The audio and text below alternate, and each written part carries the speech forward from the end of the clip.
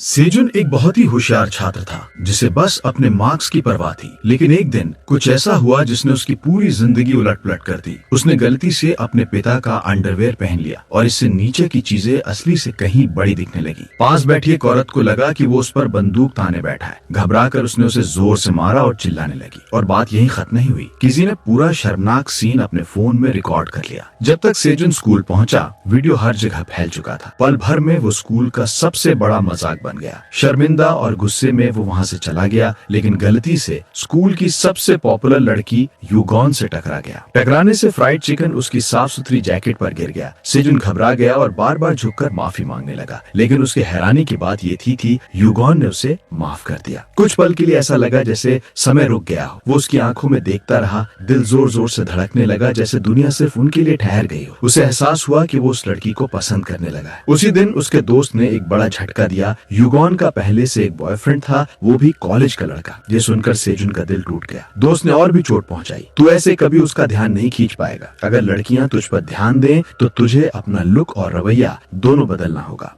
उस दिन music practice के दौरान सेजुन यूगॉन को पियानो बजाते देखता रहा और इमेजिन करने लगा कि वो दोनों शादी करके बच्चों के साथ खुश हैं। लेकिन उसकी ये सपनीली दुनिया तब टूटी जब वनडे नाम का सीनियर उसकी तरफ मुस्कुराते हुए आया और बोला, मुझे पता है तू उसे पसंद करता है। अगर उसकी नजरों में इज्जत चाहिए तो मेरे साथ स्टूडेंट काउंसिल के चुनाव में खड़ा हो जा। जब लोग तुझे ताकत के साथ देखेंगे तो तेरा नजरिया बदल जाएगा। पहले सेजुन झिझका, लेकिन बाद में उसने हाँ कह दी। उसे लगा कि ये मौका है सबकी नजरों में खुद को बदलने का। लेकिन थोड़ी ही देर बाद परेशानी फिर आ गई। एक लड़की ने उसे यूगॉन का एक गंदा स्केच दिखाया जिसमें वो पियानो बजाते हुए बिना कपड़ों के बनी हुई थी। सेजुन डर गया और तुरंत उसे मोड़कर छुपा लिया ताकि कोई देख न ले। जब उस लड़के ने स्केच वापस मांगा तो सेजुन ने मना कर दिया। नतीजा ये हुआ कि दोनों को सजा के तौर पर क्लास साफ करने का काम मिला। फिर भी सेजुन को अजीब सी खुशी महसूस हुई। पहली बार उसने उस लड़की के लिए खड़े होकर कुछ सही किया था जिसे वो प्यार करता था। कुछ देर बाद उसके पेट में तेज दर्द हुआ और वो भागकर बाथरूम की तरफ गया। पहला बाथरूम लड़कियों से भरा था जो बातें कर रही थी, तो उसने दिखाने की कोशिश की कि सब ठीक है और आगे बढ़ गया। दूसरी फ्लोर तक पहुँचते पहुँचते हालत खराब थी, लेकिन जैसे ही उसने दरवाजा खोला एक लंबा लड़का रास्ता रोककर बोला, ये बाथरूम किसी ने ले लिया है। अंदर से दूसरा लड़का निकला, मुंह में सिगरेट दबाए हुए। दोनों ने उसे देखा और हंसने लगे। ये कौन है बे? कोई नहीं। शर्मिंदा और लाचार सेजुन बुढ़ने ही वाला था कि तभी पूरा हॉल शांत हो गया। सब जम गए। वो था कीको, स्कूल का सबसे खतरनाक लड़का। यहाँ तक कि सबसे बड़े गुंडे भी उसके सामने सिर झुका देते थे। उसने उन स्मोकर्स को डांटा और जब एक ने जवाब देने की कोशिश की तो कीको ने उसकी ऐनक तोड़ दी।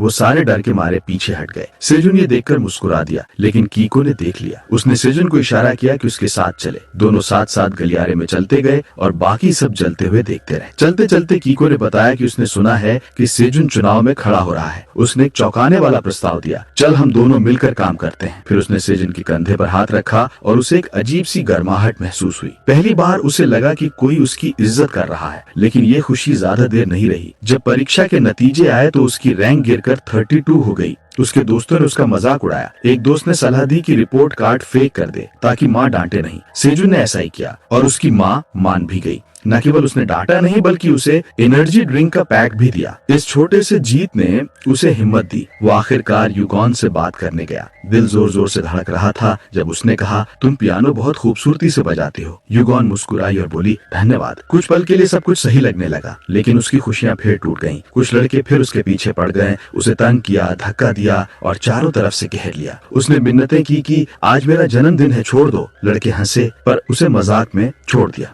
बाद में जब वो प्रिंसिपल के पास गया तो सारा भरोसा टूट गया। पता चला कि वनडे ने कभी उसकी सच में परवाह नहीं की थी। सारी तारीफें और हौसला अफजाई बस दिखावा था। असल में सेजुन तो उसका आखिरी विकल्प था, बस एक मोहरा। ये जानकर उसका गुस्सा फूट पड़ा। उसी दिन उसने वनडे से नाता तोड़ दिया और कीको के साथ जुड़ गया, वही शख्स जिसने उसे असली ताकत दिखाई थी। थोड़े समय बाद कीको ने उसे अपने वाइस प्रेसिडेंट उम्मीदवार से मिलाया, यूना, स्कूल की सबसे होशियार लेकिन सबसे घमंडी लड़की। कीको ने मजाक में कहा, तुम दोनों साथ में अच्छे लगोगे। दोनों ने एक दूसरे को घूरा और यूना बोली, मुझे तुम बिल्कुल पसंद नहीं। सेजुन इतना शर्मिंदा हुआ कि लगा दिल रुक जाएगा। उसी दिन घर जाते समय सेजुन की कीको की बहन से मुलाकात हुई, एक खूबसूरत और सलीकेमंद लड़की। उसने देखा कि सेजुन फोन में कुछ टाइप कर रहा है और मुस्कुराते हुए पूछा, क्या तुम अपनी गर्लफ्रेंड को मैसेज कर रहे हो? घबराए हुए सेजुन ने मान लिया कि उसके पास कोई नहीं है। लड़की मुस्कुराई और बस में उसके पास आकर बैठ गई। उसका हाथ सेजुन के हाथ से हल्का सा छू गया और वो अपने बालों को उंगलियों में घुमाने लगी। उसकी ये छोटी छोटी हरकतें सेजुन का दिल तेजी से धड़काने लगी। दोनों के बीच जल्दी एक बॉन्ड बनने लगा। वो साथ में फेरिस व्हील पर गए, शहर में घूमे और मजेदार छोटे छोटे पल साथ बिताए। लड़की ने उसके सर पर गुलाबी रिबन बांधा, उसे सुंदर कहा और सेल्फी ली। पहली बार सेजुन को लगा कि उसमें आत्मविश्वास आ रहा है। फिर अचानक लड़की ने उसका कंधा पकड़ लिया और सेजुन के पेट में अजीब सा एहसास हुआ, जैसे पेट में तितलियां उड़ रही हों। उसे लगा ये सच्चा प्यार है। उसके साथ समय बिताना जैसे ऊपर वाले का आशीर्वाद हो। वो उसे बताने ही वाला था कि वो कितनी सुंदर है, तभी एक कार आकर रुकी। बिना कुछ कहे कीको की बहन उस कार में बैठकर चली गई। सेजुन वहीं खड़ा रह गया, टूटे दिल के साथ।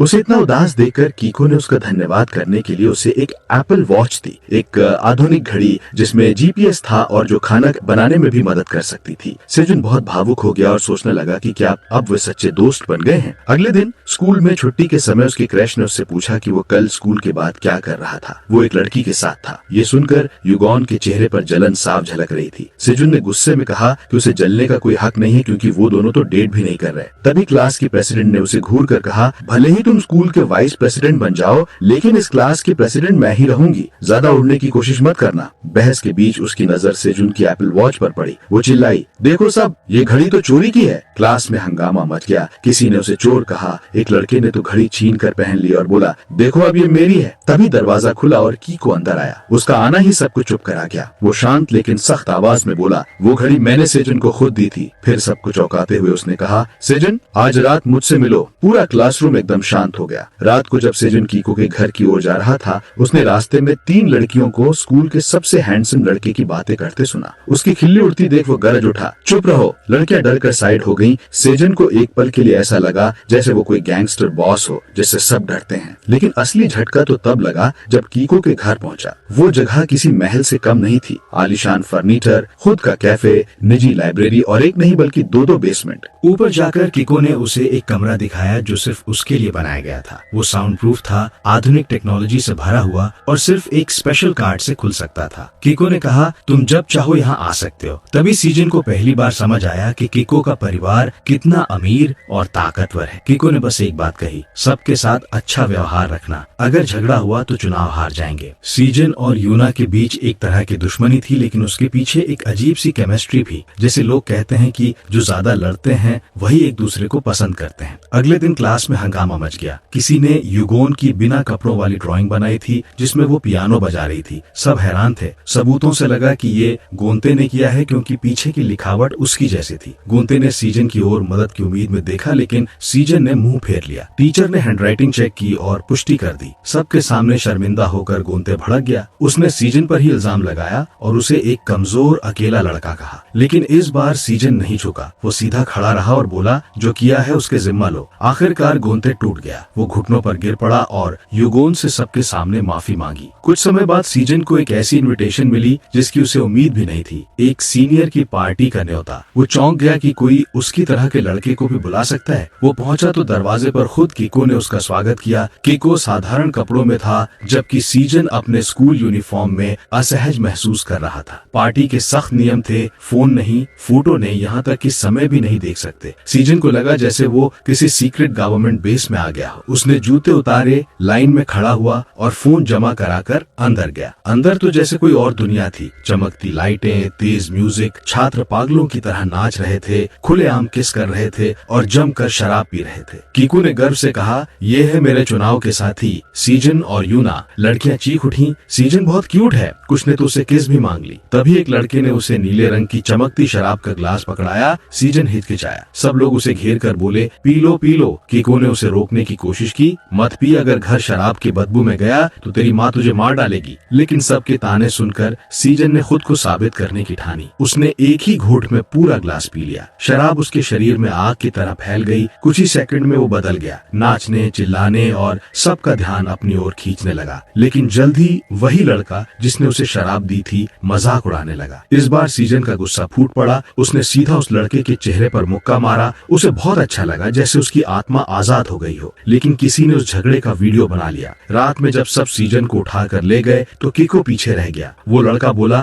तूने उस हारे हुए को यहाँ क्यों बुलाया? कीको ने ठंडे स्वर में कहा, मैंने उसे अपना दोस्त कहा है, अब निकल जा। चारों तरफ तालियां और जयकारों के बीच सीजन को लगा ये उसकी जिंदगी की सबसे बेहतरीन रात थी, लेकिन शराब का असर भारी पड़ा। वो बेहोश होकर गिर पड़ा। अगली सुबह जब उसकी आंख खुली तो वो एक अनजान कमरे में था, बिना कपड़ों के बिस्तर पर। उसने सिर घुमाया, एक लड़की उसके पास सो रही थी। ध्यान से देखा तो समझ आया कि वो कीको की बहन थी। घबरा कर वो चुपचाप कपड़े पहनकर निकल गया।